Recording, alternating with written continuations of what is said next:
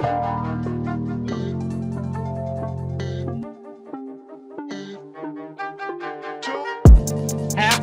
4th of July. Happy Independence Day, Cart. Would you like me to sing a few notes from the song Independence Day by Carrie Underwood? Please, yes. Let freedom ring. Let the white dove sing. Let the whole world know that today is a day of reckoning. Crazy to ask me to do that before 8:05 in the morning. You asked me. I mean, you could have said no. I mean, has there ever been an opportunity where you've been like, should I sing this? And I'm just like, yeah, no. Honestly, I don't know if you've ever said no when I ask you, should I do anything? Yeah, it's a bad thing. Really bad. Good morning. Do we want to address that we're recording this so early? No. Okay. Nice pivot. Cart, at this time today, when everybody's listening to this, but really in our world tomorrow, what do you hope to be doing? Ooh, let's see. Tomorrow I hope to be finishing up a morning walk, maybe grabbing a cup of coffee, and then preparing myself for a day of just embracing sun. And then I need to have a light beer or a seltzer in my hand by 11:30 a.m. at the latest. When's your travel? Are you going out there tonight or are you going out there tomorrow? Flying out tomorrow morning.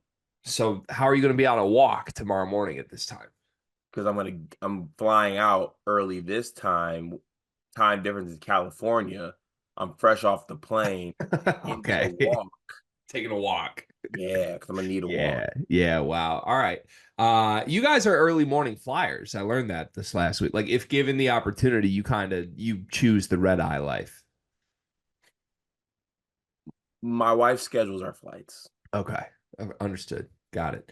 As she should, by the way. Yeah, because if this led up to me, I'm picking like like when actually I don't know. Have you ever booked a flight?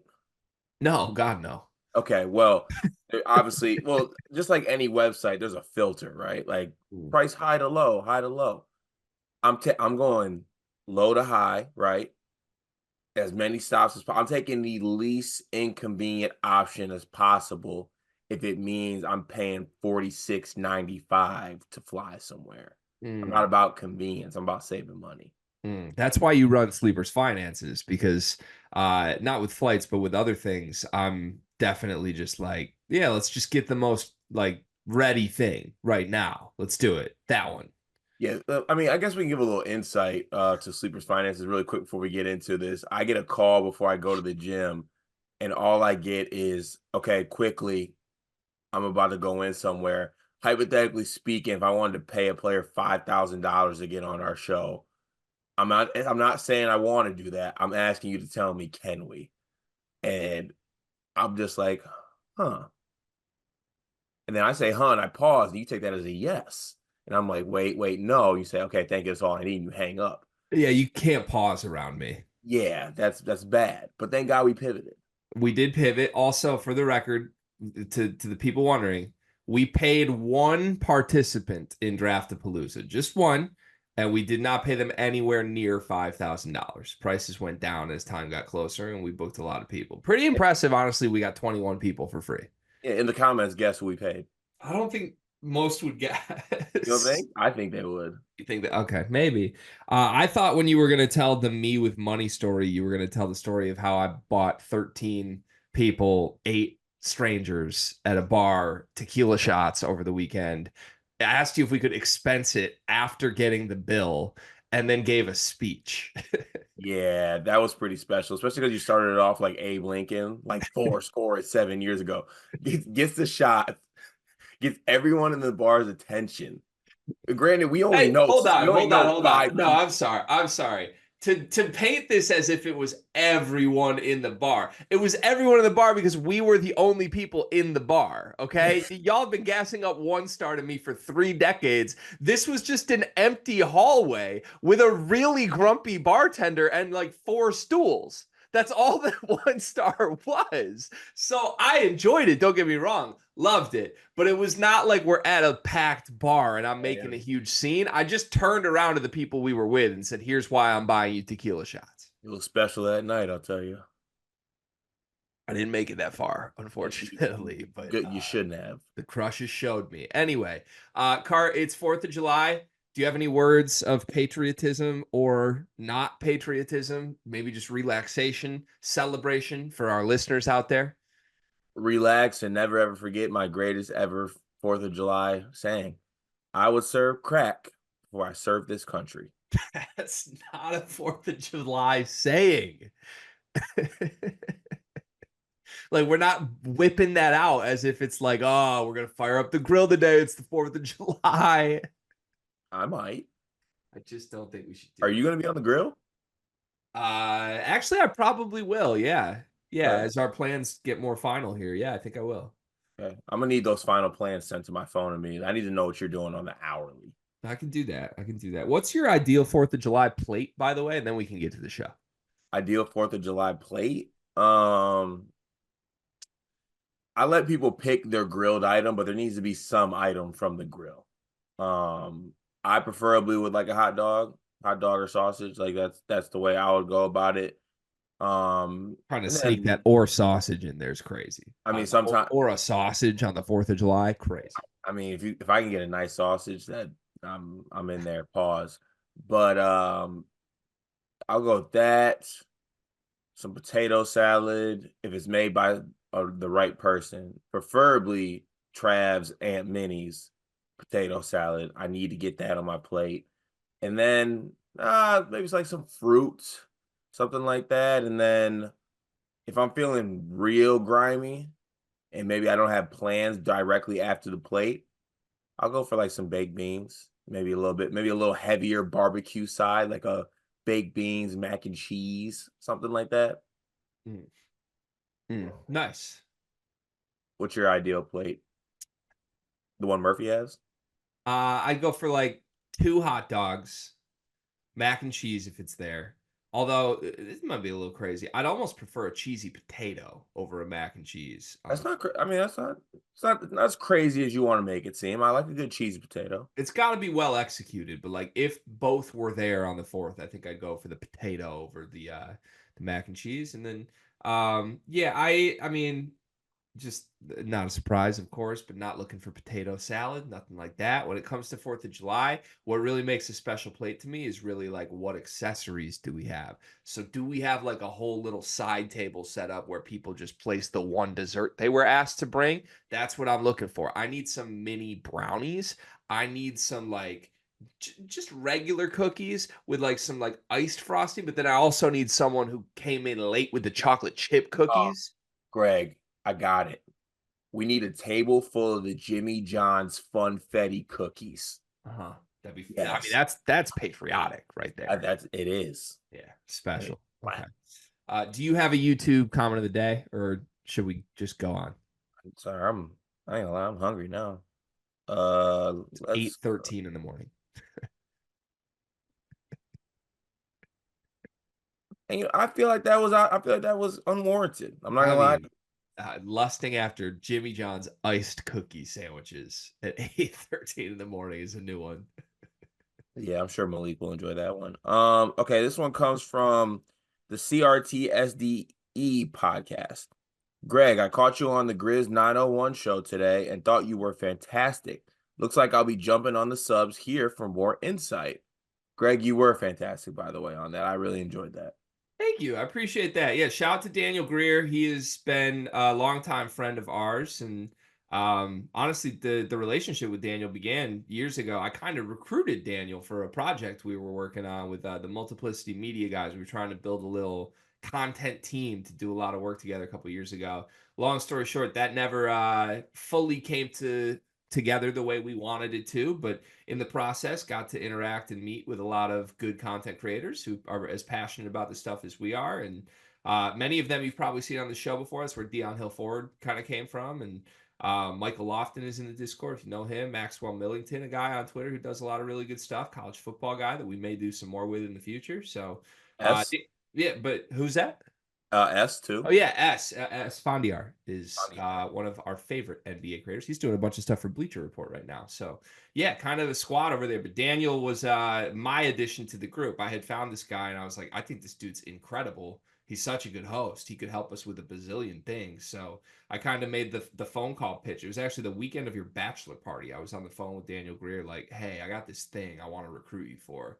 So we've stayed good, close friends, I would say, since. And he is very generous. He comes on well, he's in our Discord and he invites us on his show from time to time. We'll have to get him on our show at some point, but it means a lot if anybody heard that and liked what they heard. I really truly just wanted to go on that show and like set my record straight on Zach Edey, man. I'm gonna continue to scream from the heavens that I like. It wasn't a bit, Cart. In the pre-draft process, I'm out here calling this man. Maybe he's Shaq. He has the highest ceiling in the draft. I think everybody thought that was a bit. It's not a bit, and now he's like in the situation I hoped he would get in to see all of this. I'm really excited about it.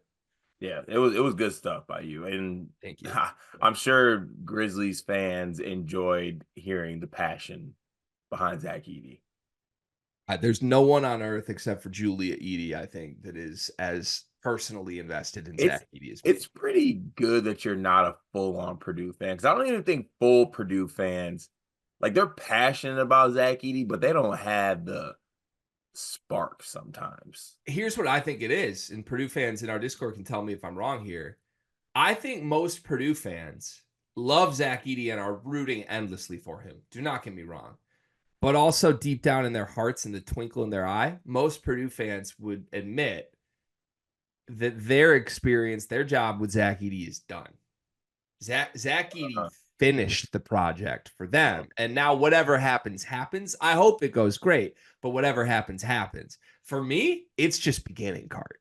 Like my legacy is on the line with Zach Edey in the NBA right now, and I think he's going to crush it. Okay, let's get to the Discord comments. Join the Discord.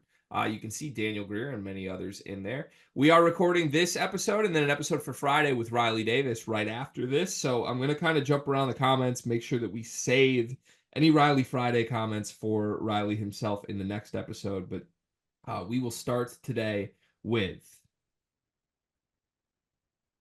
Malik. I will take the White Castle question. The correct answer is as many as you can. There's no wrong answer. It's about if you're a little hungry, kind of hungry, or hungry. isn't there like a myth that like it's actually you could eat more when you're not like on an empty stomach or something like that? Because like if you don't have something in there, like if you're just starving, you'll like get full faster or something like that. I feel like Mhm. Joey Chestnut said something like that. I believe it. I definitely believe it. I also will take this opportunity on the White Castle note and the empty stomach note to address the nation. I'm going on a diet again. This is day 2 of a diet. Wow. A diet the week of 4th of July is crazy. I know. That's Here I we mean, I'm are. not gonna lie, you gotta wait till after Fourth of Mm-mm. July. Because So it's been for about a month and a half. It's been, well, I'll just wait until after Baltimore. I'll just wait until after my trip up north. I'm just going to wait. There's no more waiting, Cart. what's There's no more what's waiting. what's the diet consist of? Intermittent fasting has always been the move, and then I just track everything I eat in MyFitnessPal. I got my daily calorie count. I'm going to get my macros synced up. I've done this 2 different extended periods in my life. Both times I lost about 20 pounds in like a 2-month span. So Like it's that. time. It's time. Can I make one suggestion? Sure. I would, unless you really love my Fitness Pal, which if you do, good on you. I like using my net diary. I think it works better than my Fitness Pal. A Okay. little easier to use. But if you're good on my Fitness Pal, just rock on. But if I you get appreciate that. I'm only good with the results from MyFitnessPal. I but do not also enjoy the app experience. how dare you? What? How dare you just go on a diet and not let me know? Like we're not Um, we're not visually present every single day. I figured you'd just start noticing after time, honestly. Because the thing with me is it shows in the face. And again, I heard the boo birds. I went back and watched the film, okay, on the why'd you shave the beard? I didn't get the why'd you shave the beard when I was 20 pounds down about a year ago. I got the why'd you shave the beard when I got the double chin looking right now. So we're back in the lab. That's what this is. All right. Well, I'm not forced to make changes. This is I'm not gonna. I'm sorry. I can't just let you do that while I don't do it. This is very anti 4th of July energy, but here we are. Purdue Fox says, have we overthought the I'm coming back posts? Like, clearly, I think of DGL and his having to now post it. But is that just a way to signal to other tampering coaches to back off and leave me alone? I personally do not think so because as a pro tampering podcaster, if I was a pro tampering coach, some cute little post that says I'm back would do nothing for me. It do absolutely nothing. I would actually respond to that tweet, send him his own tweet in a DM, say, "LOL, do you really want to be back?" I think this is a good thought from Purdue Fox. With that said, I don't think it's accurate because even if you don't want to leave or you don't want coaches all over you, it's fun to be tampered with. Like, Yeah, feel wanted. yeah, this is like it's fun to be flirted with, you know? Like there's not a human on earth that is just like I don't ever want anyone to want to flirt with me. Like that's it's not the case. Like even it's just not how life works. It's not how human red-blooded individuals are, okay? Now you don't have to reciprocate it. You can make sure you got the ring on your finger. Oh, I got the I'm coming back post. Illinois, I'm happy at Illinois. But you really telling me you walk through the bar, you don't want Bill Self kind of turn his head like that's straight give Longhorn over there. Is that DGL? That's for Wow, he looks sure. good. He looks good. Malik Perry says losers in the Jeremiah Fears LOL saga. Illinois fighting oranges. See how people turn their back on people? He was the shit when he was on the team. Second, Brad, enough said. Third, loser DGL kind of. Why is DGL a loser here? I don't know. DGL's been like good. Yeah, I don't get that. The fighting oranges is crazy. I think DGL's a winner here, but yeah, I agree with the rest of this from Malik. Time to play devil's advocate. I'm going to throw a football through a Cheerio here. Who said that? DGL didn't leave. This could be a smart move or dumb move depending on the future. If Jasper becomes Casper and ghosts the oranges and Bad Dad don't got any more guards, DGL might get playing time, but I bet he leaves because there's a trend happening. So hopefully DGL don't waste his years not playing.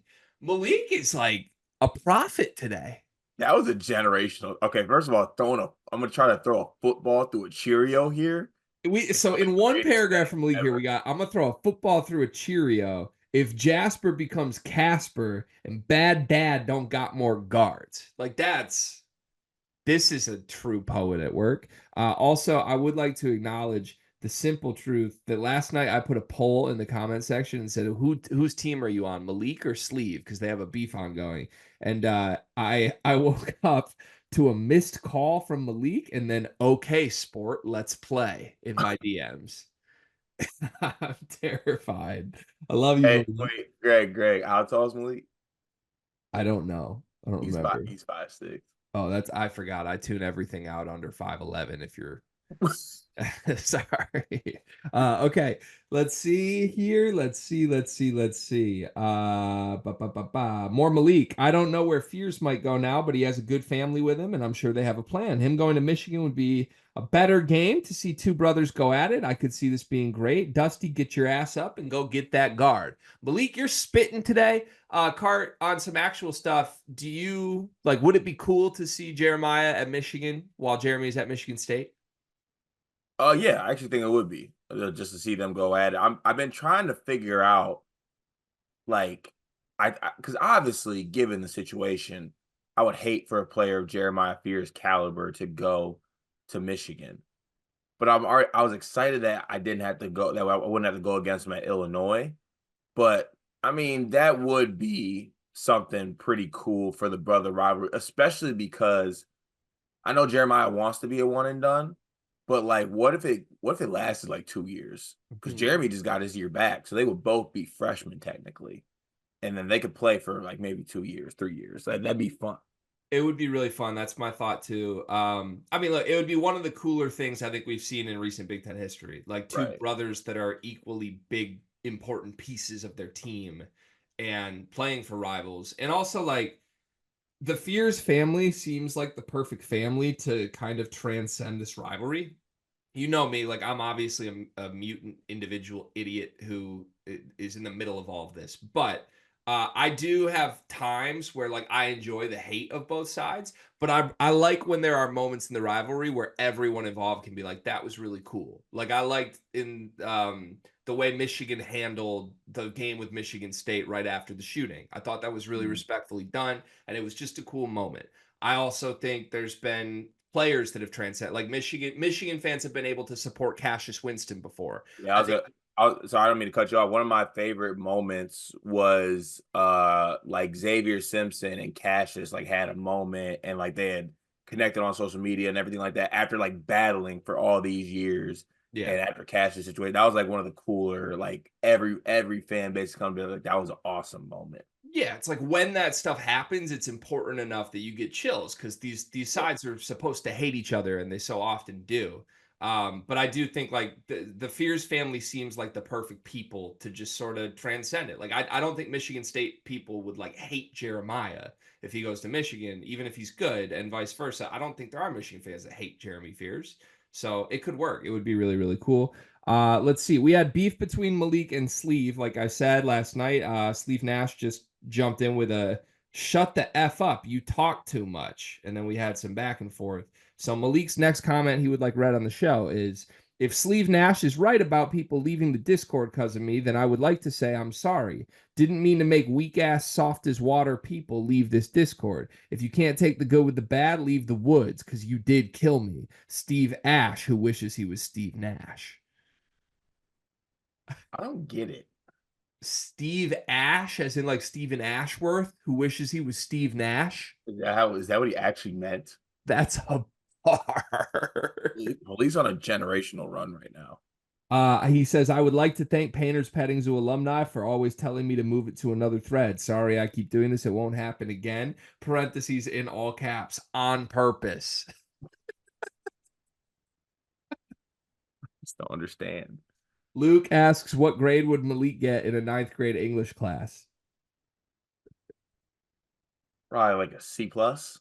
Here's my thing. I think there's no way Malik can be such a wordsmith at times and not be leaning into the bit intentionally a little bit here. So I think he's smarter than he lets off. You think? Yeah, I think like B plus in English class.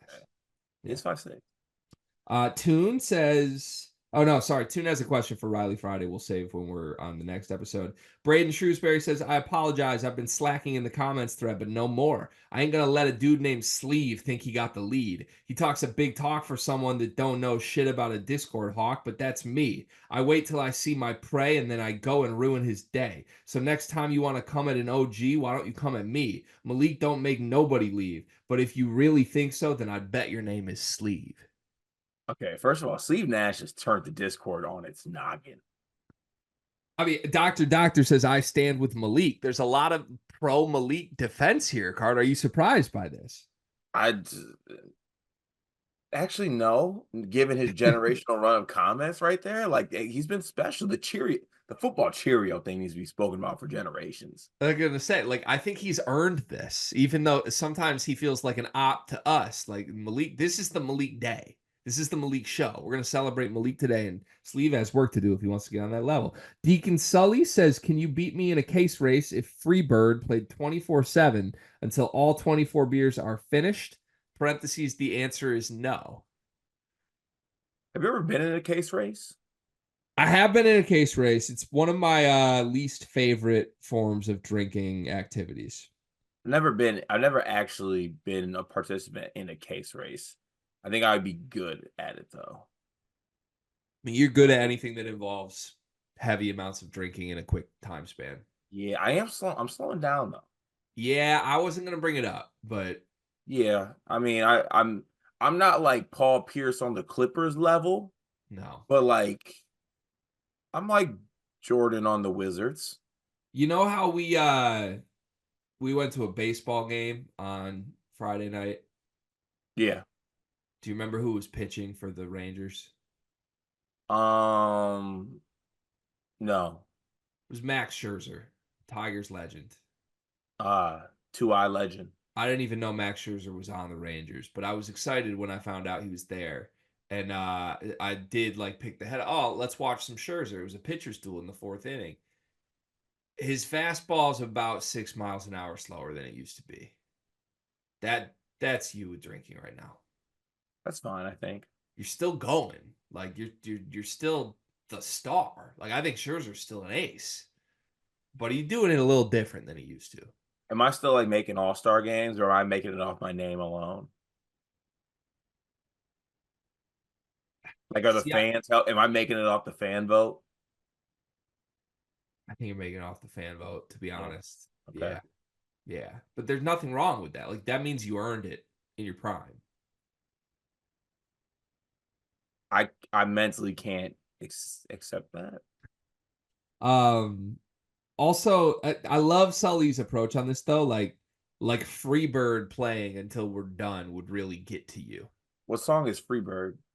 You can look it up after this, but if Freebird was just on repeat, it would have you in hell for the Oh, whole time. is that the Leonard Skinner song? Let's just move on, Cart. That's some shit. I think yeah, this is it. But I put that poll in. Where are you? Team Sleeve or Team Malik? 18 people voted. Any guess on who got how many votes? I'm gonna say 14 Malik, 4 Sleeve. 16 Malik, 2 Sleeve. Damn, Sleeve. And then we got, I mean, people chiming in here. Ethan Woody even said, "Where's the they're both dickheads whose parents didn't give them enough attention" option. My word, Ethan. I Cart, I don't mean to be too forward. This is a huge win for the lore of Malik today. Is it? I think Sleeve tried to go head to head, toe to toe, and Malik put up a generational performance in response. Wasn't Napoleon Dynamite a war general? I don't know. I don't Sorry, think not Napoleon Dynamite, Napoleon Bonaparte. so. Napoleon, Yeah, but his last name. like little man from the Napoleon complex. Yeah. Yeah, I think so. Yeah, Was he? He's a war general, right? I think he was like a leader. Yeah, Yeah, that's yeah. Malik. All right. Thank you, Discord. Good job. Way to set the tone today. Cart, who are we brought to you by? We're brought to you by no one currently, which is unacceptable because we are a channel that pumps out content and views, and we are a walking billboard. Greg is as white as a blank billboard. I am as big as a billboard. Use us. Take advantage of me, please. No one clip that. Take advantage of us. Also, don't clip that. But we Ooh. have a great opportunity for you guys, for anybody out there who wants to sponsor this show. Tell your friends, tell your family. Damn it, if you want to sponsor yourself, it's very open right now. Like we say, where's the bidding start, Greg? Technically zero. Technically zero, so tap in. Shout out to the few people who have DM me. A couple of people DM me and said, "Hey, I am interested in sponsoring the rest of July. What's it cost?" I will send you information if you do that, or if you want to just support us on a personal basis, join the Discord. It's the number one way to do so. Link in the description. Let's get to the show. It's time to update our preseason top 25s. This also is an idea. So I created a channel last night, Cart, called Topics and Segment Requests. We're doing so much video stuff these days. I want to make sure we're doing videos about what people want to hear about. Like, I don't want to just keep doing random recruit videos if people aren't interested in certain players or even just the recruit videos in general. And we could be spending more time on things people want to hear about. Lots happening in the world of basketball and outside of basketball too. If you want to hear us talk about like your thoughts on the U.S. men's national team or Wimbledon right now, we could be doing that if people want to hear about that. So I created a channel in the Discord for it where if you want to influence the show, you can join the Discord and let us know what you want to hear about.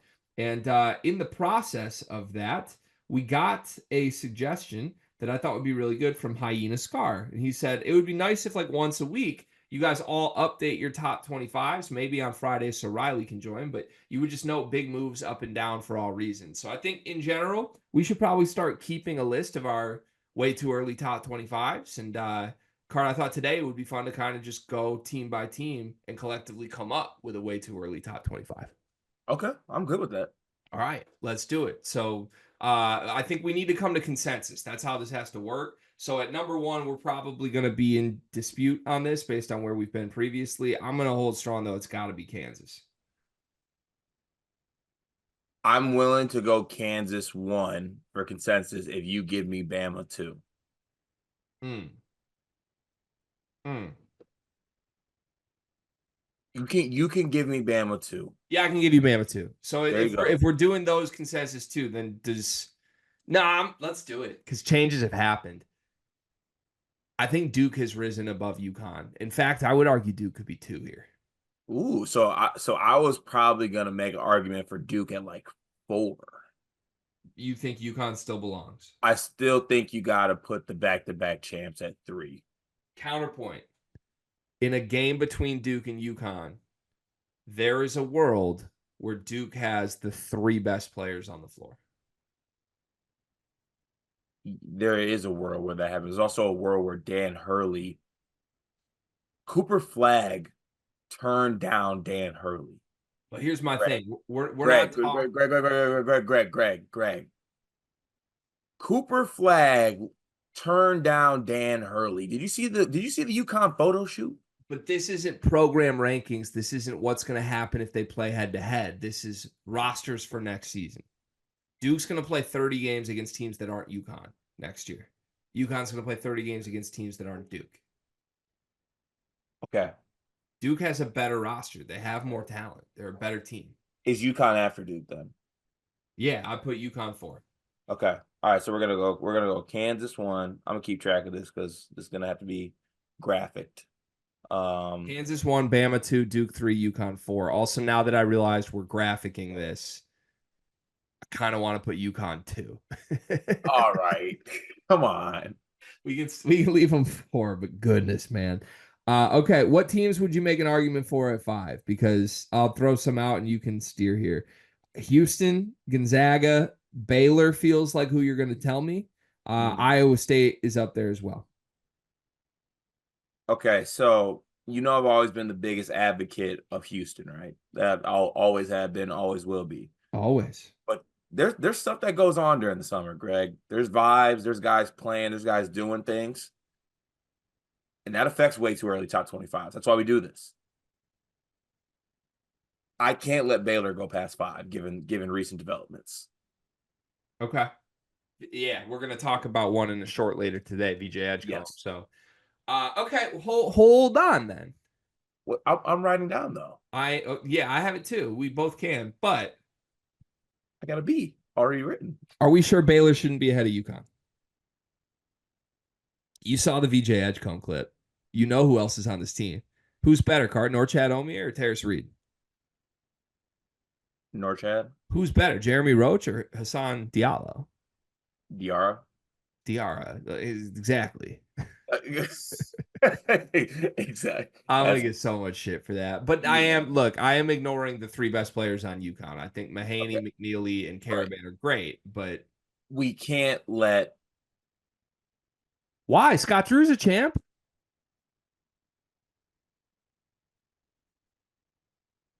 They're good. VJ Edgecombe's insane. So we did put Baylor. Okay, but in this exercise, I mean, how long are we gonna keep doing that? Because like, is Gonzaga's roster better than UConn's? No, it's not.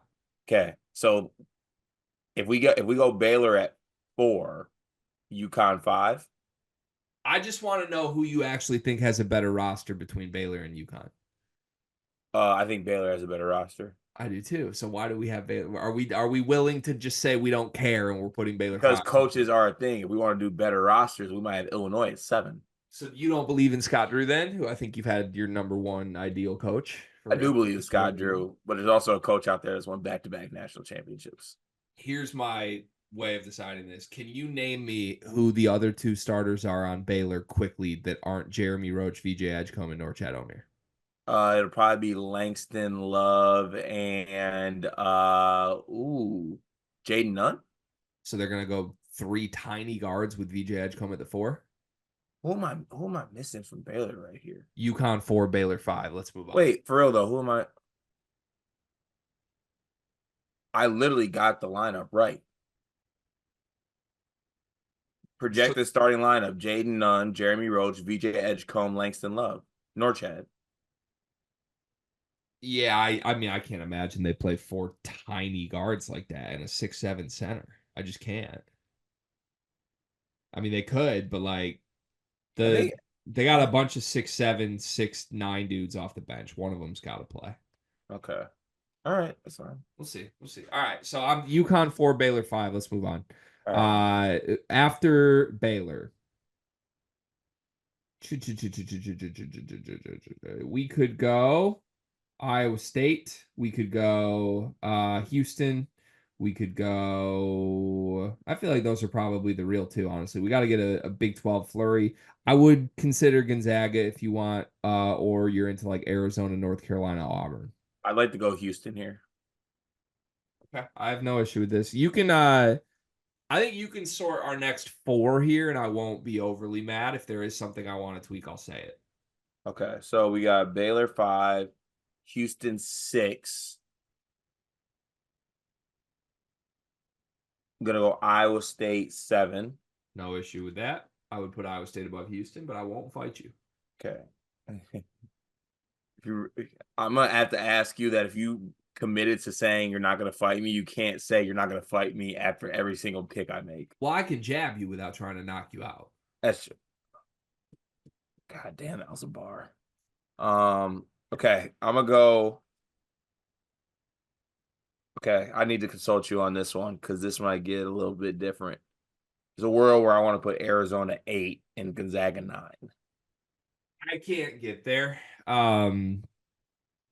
My big issue is I only love 3 players on Zona, and everything else feels pretty unproven to me.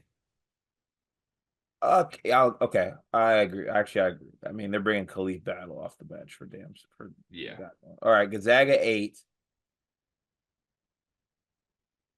Ooh, I'm gonna go Arizona 9. And this is the last one before I get fought.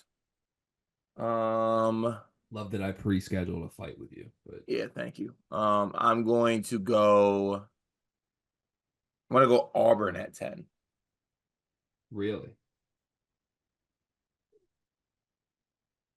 Yes, I think so. What puts Auburn above North Carolina for you? Um,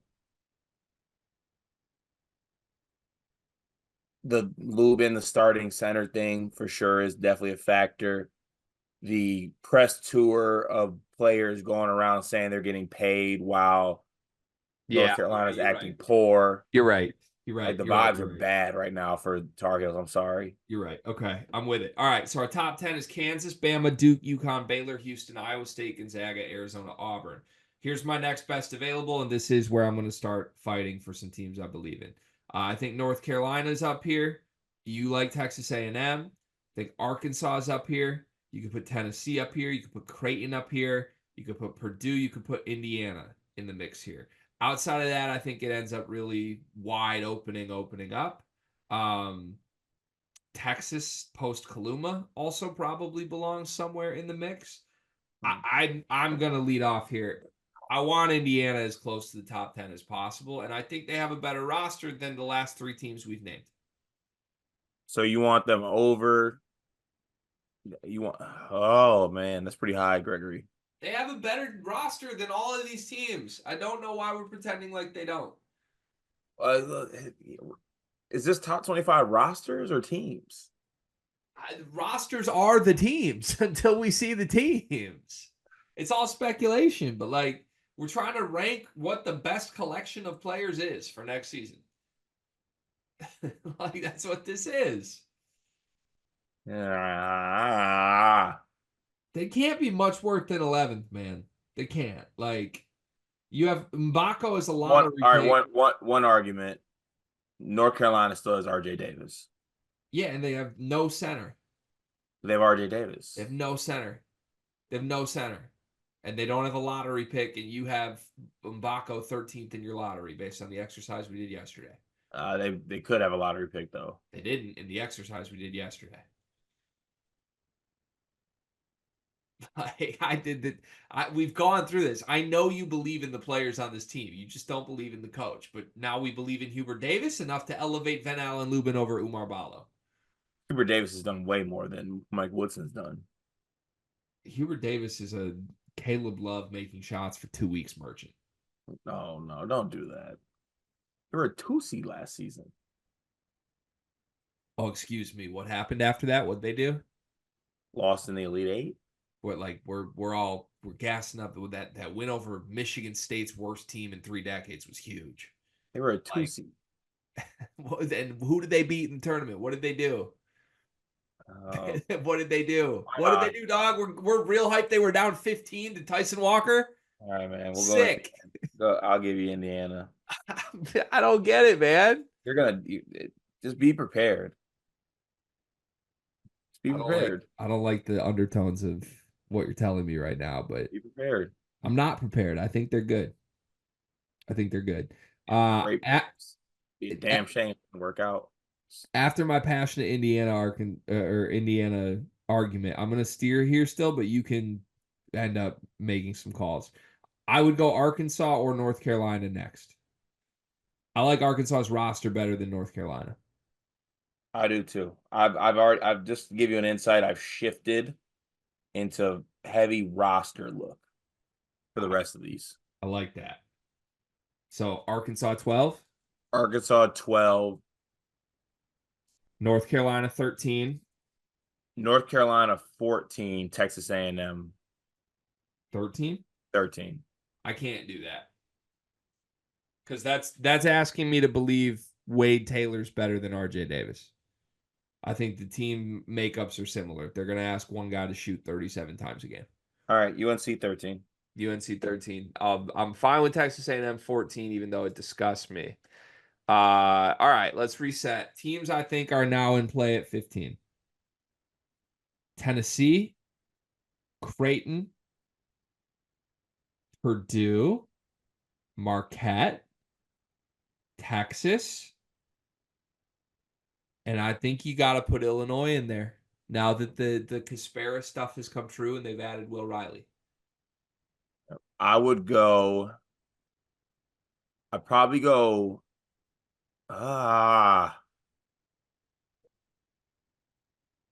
mm, There's got to be a low bar for Purdue coming at some point. Like, we can't put them lower than a certain point upcoming. I wasn't I gonna don't know what let that Purdue point go is. past that. I wasn't gonna let Purdue go past 17. Okay, I'm fine with that. I was thinking like Purdue 17, Illinois 18, and then you talked to me on 15 to 16. So 15 and 16, if we were going to put teams ahead of Purdue, the two that I think make sense would be Creighton and Tennessee. What order would you like that in? I'm good with either of those, I just in think any order. Creighton's probably better on paper with Kalk. But also, like, can we step back for a second? Do you think Ryan Kalkbrenner, Pop Isaacs, and Steven Ashworth is a better team than Braden Smith and TKR and Fletch and Heidi? Like, Maybe. does that sound right out loud to you? Because I don't believe in Steven Ashworth and Pop I mean, Isaacs. Creighton has the best player. Yeah, but I do they? You take Yes. Kalk over Braden?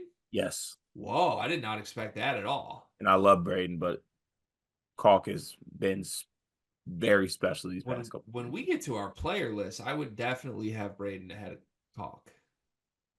I know you would. Interesting. All right. I guess Creighton 15. I'm in shambles. I didn't expect that quick of a yes from you. Tennessee at 16. Purdue at 17. Yeah. All right, that takes us to 18, where I think we could go. Illinois. Well, hold on. The three I would passionately argue for are Marquette, Texas, and Illinois. I think I like Texas's roster a little more than Illinois'. That's fine. If we do that, I would go Texas, Illinois, and then Marquette.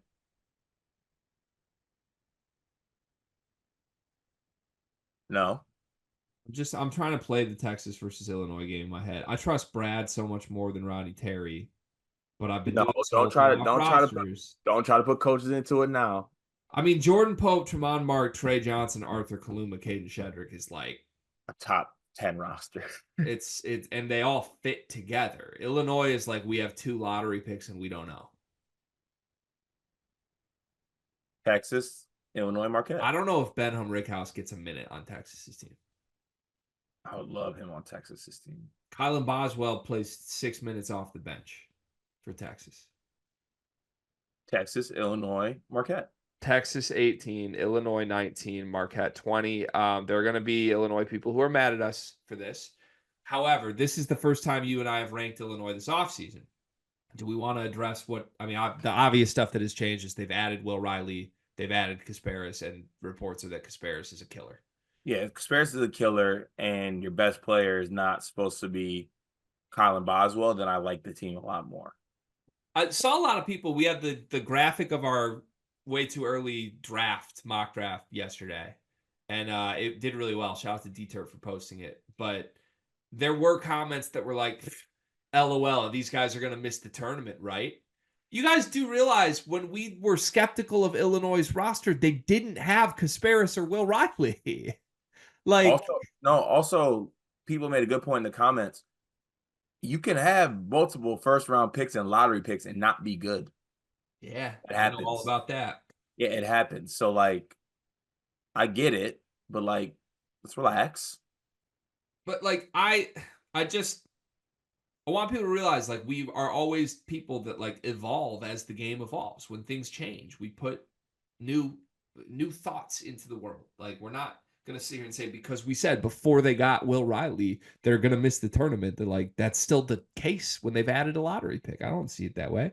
All right. We have 5 spots left here. Here's teams I would be willing to entertain in this top 25. Florida. Other way too early lists have Cincinnati and Ole Miss. I'm not sure I see those. Florida, Kentucky, UCLA, Rutgers, Texas Tech, Xavier, Kansas State, Coleman and Doug. I think those are probably it for me. I don't think I'd go much outside of those.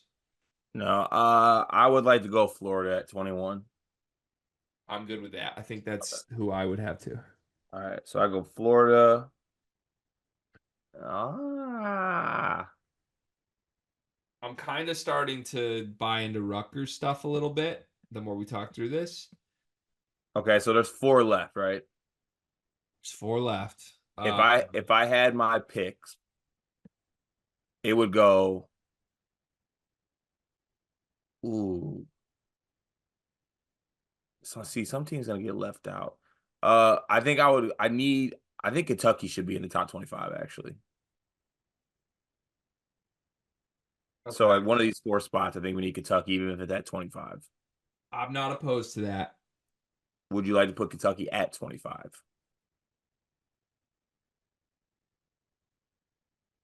I want BYU in one of these spots too. Okay, because we're a Latter-day Saint podcast, I want BYU 24, Kentucky 25.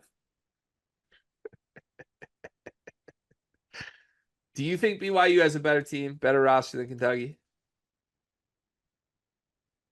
Igor Demon's a lottery pick, and Cannon Catchings could be. Yes. Let's go BYU 24, Kentucky 25. So that means we have 2 spots to fill ahead of those 2 schools. I think you could go Kansas State. I think you could go Rutgers.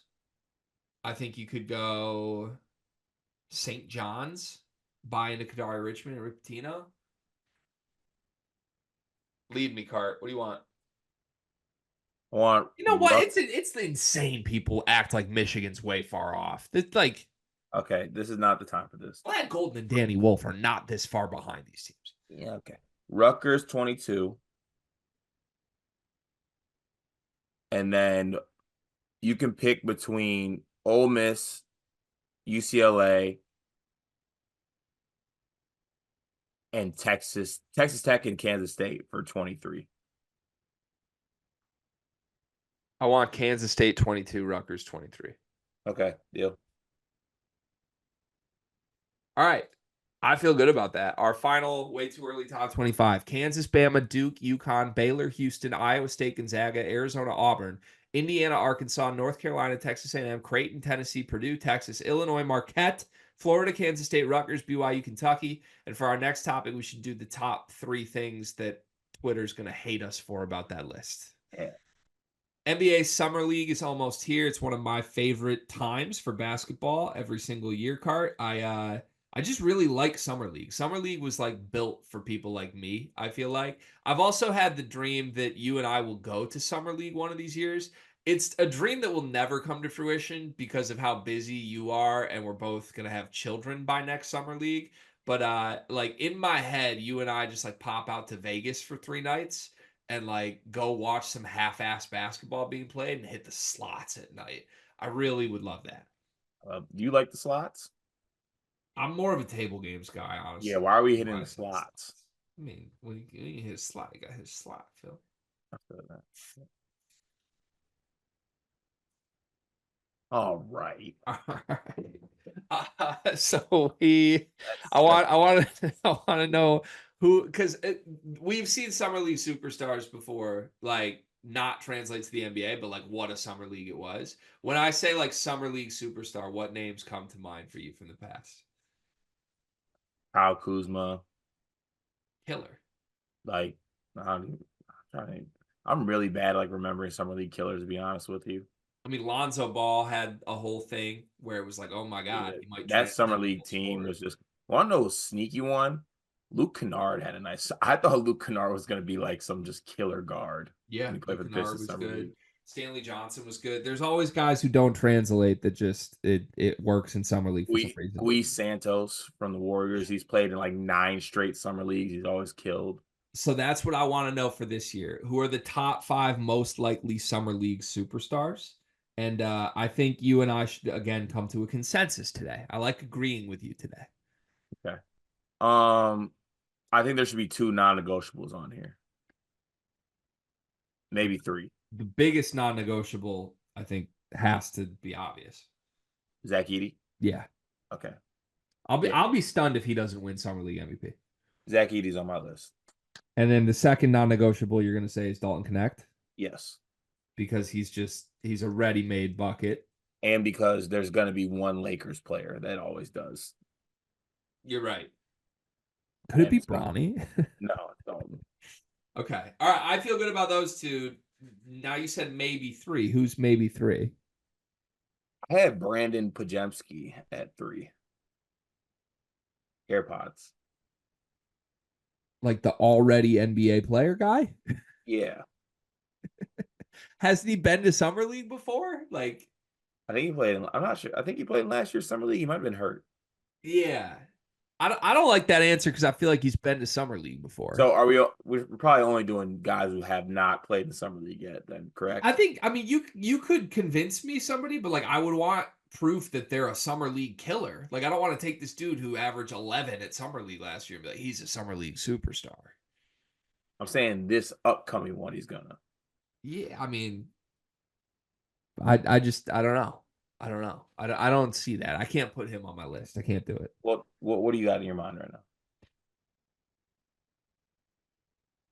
Is the summer league played in Utah? Isn't there one that's like a One little in California. There's like one before that's in like the Utah Classic, the California Classic, and then they go to Vegas. I think there's one in Utah. Kyle's going to be comfortable. There's gonna have to be one Utah player on this list. For sure. I'll rattle off some names. I think Bub Carrington could be a guy that like summer league feeder and everybody's like, whoa. And then in the league, he just averages like 7.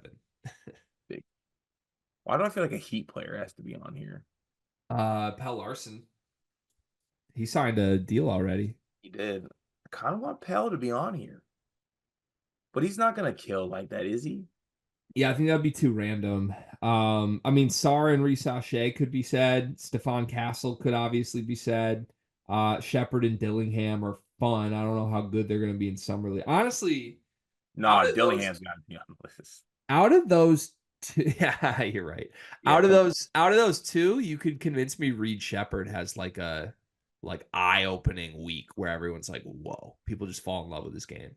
like they expect Dillingham, but it's more so Reed Shepard steals it.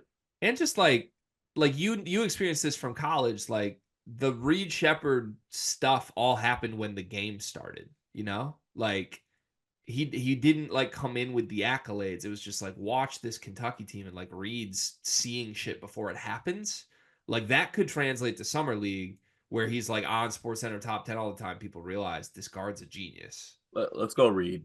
Okay. Is Bub Carrington on the list already or no? We can go Bub Carrington for 4, but 5, I think we actually might have to pick Sar.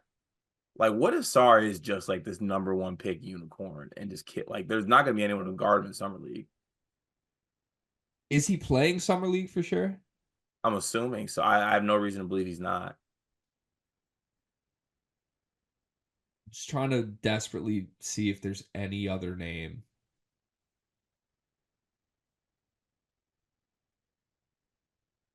I have 2 other names. Who are those? Who are those names? Tell you get the ultimate say here. You can pick Sar or you can pick one of these 2 names. Okay. But also, I'm a be straight up. Sar does not strike me as a guy who wants to come dominate the summer league. Like, there's got to be some like want to there, you know? Is there any chance Ron Hollins in this? He could be, but I wouldn't put him on our list. Here's the 2 I would consider because again, I think they need a reason to be like, why are they here wanting to dominate? Wait, Greg. We're stupid. We are shame on us. Who? It's Baylor Shireman. He was the 3rd name I was about to leave off my list. Leave off? Yeah, because I think Baylor could be great, but I don't think he's going to be like a give him the ball, get out of the way guy. And I think that's got to be part of Summer League. Here's the 2 I feel strong about. You can tell me what you think, Hart. Number 1, Isaiah Collier.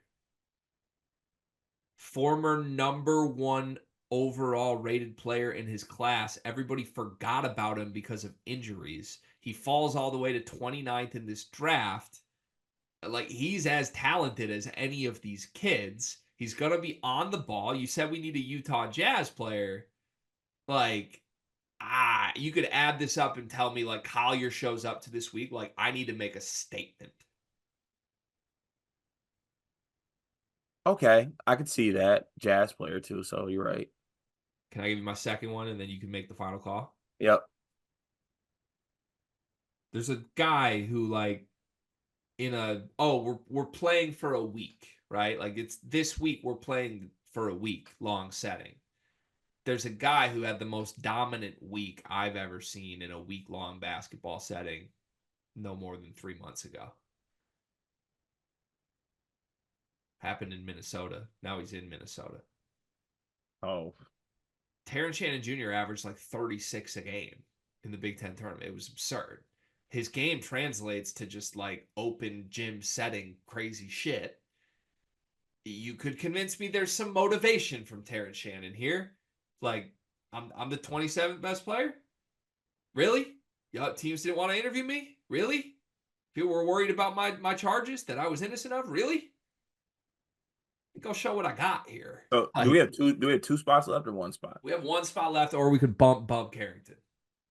I would like to bump Bub Carrington for Collier and Shannon. Okay. Who's 4? Who's 5? Collier's 5, Shannon's 4. Okay. So our final list of top 5 Summer League superstars. Number 1, Zach Edey. Number 2, Dalton Knecht. Number 3, Reed Shepherd. Number 4, Terrence Shannon. Number 5, Isaiah Collier. I feel great about that. I feel great about that. That's also a nasty team if they could somehow play together. Yes.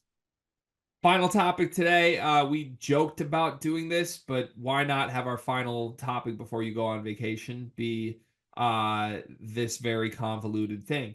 I want to grade every single pick in the NBA draft card. We don't need to elaborate on this. We don't need to spend 3 hours on this. There's 60 picks. But I want to go one by one through every single pick here. And I want you to just give me a letter grade and 1 sentence why it's that grade. Sound good? Yep. Atlanta Hawks draft Zachary Reed-Sachet first overall. C. And 1 sentence, please. His player comp is Harrison Barnes. You would be a horrific teacher. This is an F. This is one of the worst picks in the draft. He is nowhere close to the best player in this draft class. 2, the Wizards draft Alex Sarr. B+. Think this is an A? you get the guy everyone thinks is the best player, not at first overall. That has to be a don't overthink it A.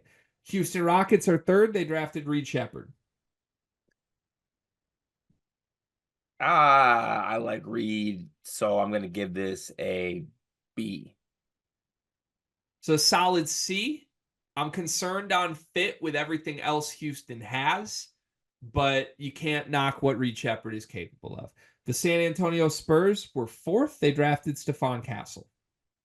A. There's a world where they got the best player in this draft at 4. This is an A plus. They got my number 1 rated player on my board at 4. At 5, the Detroit Pistons selected Ron Holland. C minus. I need a sentence card. I wanted modest. This is an F. I don't think any other team in the lottery was going to seriously consider taking Ron Holland, and we didn't phone call him or work him out prior to this. That's insane. 6, the Charlotte Hornets drafted Tijani Salon.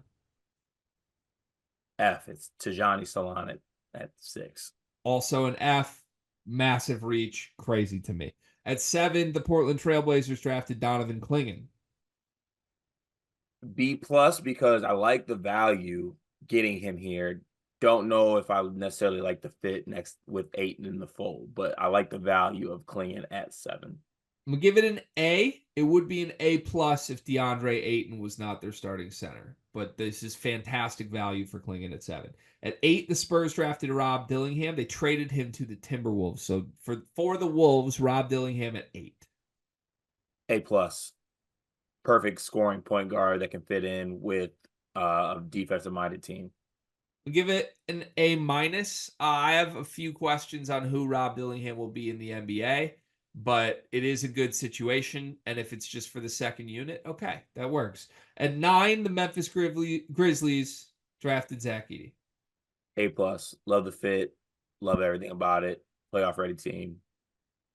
Perfect. A plus, come outside, Kristen Peak. Let's play. Let's dance. Let's have a game of ball. At 10, the Utah Jazz drafted Cody Williams.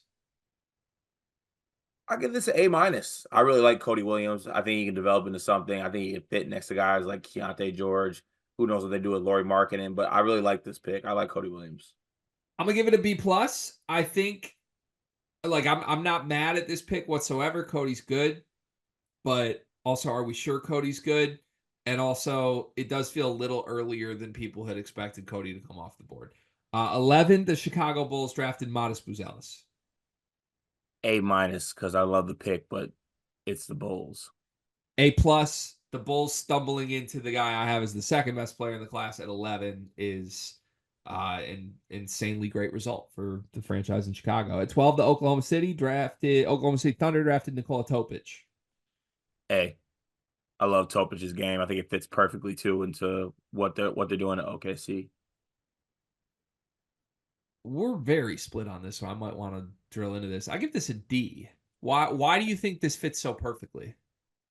Well, did you love the things that Giddey was doing for this team? That's what I'm confused about. So, like, imagine if Zach Goody. Imagine if Josh Giddey was actually like really good at hoop. He is, and he's out. And Topic is about 10 times the basketball player that Josh Giddey is. That's why this is a D to me. It makes no sense. People ran Josh Giddey out of town, even though Josh Giddey was good, specifically because he didn't fit with SGA. And now we're like, we drafted Josh Giddey with a torn ACL. No, we drafted a 10 times better player than Giddey that actually fits. I don't think he is 10 times better than the guy who got the youngest triple-double in NBA history. You really fall for that triple-double and Zach Giddey's like sweet passes. I think Giddey's good, and I don't think Topic is going to be significantly better than this, and he's hurt. I would have looked for a completely different archetype than Josh Giddey 2.0. 13, the Kings drafted Devin Carter. I'm going to give this a B minus. I'm like not in love with it. I would have liked to see them go somewhere else. There's been a lot of Devin Carter hype that makes me want to give this a good grade, but I don't buy the hype. I think he's just an okay role player in the NBA, so I'm going to give this a pure C. They got the guy they wanted. I just don't know that that's what I would have done at 13. 14, the Portland Trailblazers drafted Bub Carrington, but then they traded him to the Washington Wizards. So Bub Carrington for the Wizards at 14. I'm giving this a D only because I'm not a Bub Carrington guy. It's a D because this is weird value. Bub should not have been a lottery pick at all. Yeah. And you could have gotten Dalton Connect. You could have gotten some of these other guys that came up. 15, the Miami Heat took Khalil Ware. I'm giving this a C minus. I'm giving it a C. Why do you give C minus? I think people are thinking like, oh, Khalil Ware will buy into the Heat culture, where this could very well end where like Ware doesn't play. Yeah, he's just not good enough for the culture. Yeah. Yeah. He also, like, he's not ever going to beat out Bam. And they could have gotten things that would help their starters more than like a backup center. Again, Dalton Connect sitting right there. Just put Dalton Connect in Miami. Everything goes great. 16, the Philadelphia 76ers drafted Jared McCain. A plus for me. I like the pick for them. I think it brings shooting. I think that they're not gonna really ask too much of him. Don't even know if I don't think he'll start for this team. Like I think it's I like the pick. I'm so fascinated by how the McCain thing's going to work. Um, I'm not nearly as high. He shot worse than Zach Edey did from three at the combine. I think there's a lot of gimmick stuff going on with McCain Yeah, right who's now. the better shooter between the two? Like, come on. I'm gonna give him a C. Crazy. 17, the Los Angeles Lakers drafted a shooter who's better than Jared McCain, who the Sixers could have just taken. Dalton Connect. A plus. A plus. One of the best picks in the draft. The Orlando Magic took Tristan Da Silva 18th. B minus.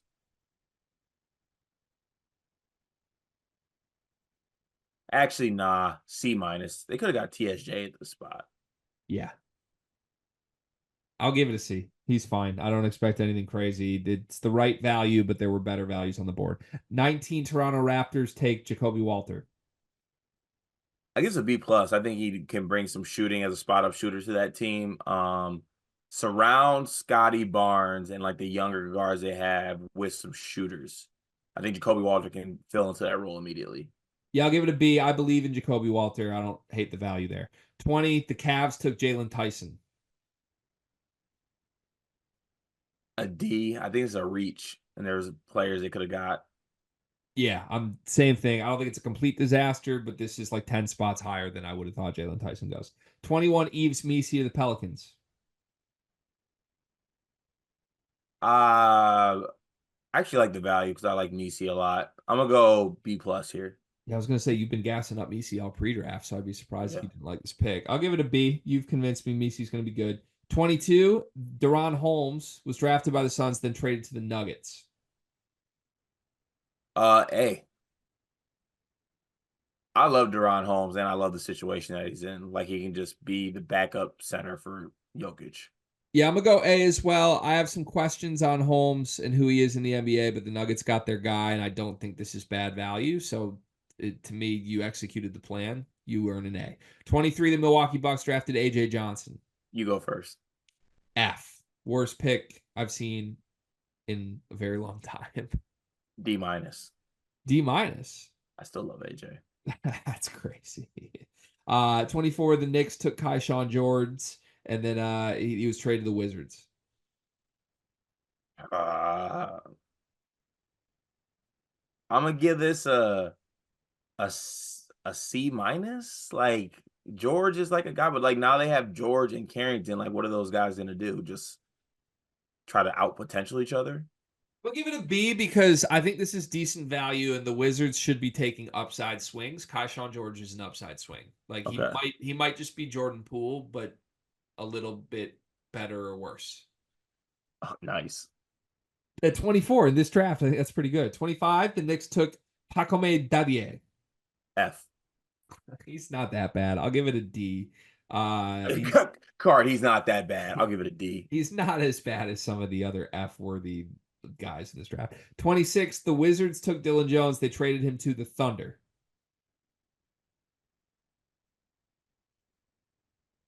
Kind of like the fit with the Thunder for him. He just maybe be a bench guy. but it's a reach, I think, a little bit. I didn't think he was a first round worthy, so I'll give it a C plus. This was a C until Dylan Jones dropped his quote of like, I needed to be the guy to know what my guy needs. I love that. He's a That B was a now. bar. That was Great, a great bar. team player. 27, the Timberwolves took Terrence Shannon. A plus. A plus. 28, the Denver Nuggets took Ryan Dunn. Then they traded him to the Suns. They need some defense on the team. He can at least do that. Value's not terrible. I'll go B. I think it's a B for the Suns too. It's a really good team fit. Also, retroactively, I'd like to bump the Nuggets down a grade because they could have just taken Ryan Dunn instead of done the whole Deron Holmes trade up dance. 29, the Utah Jazz took Isaiah Collier.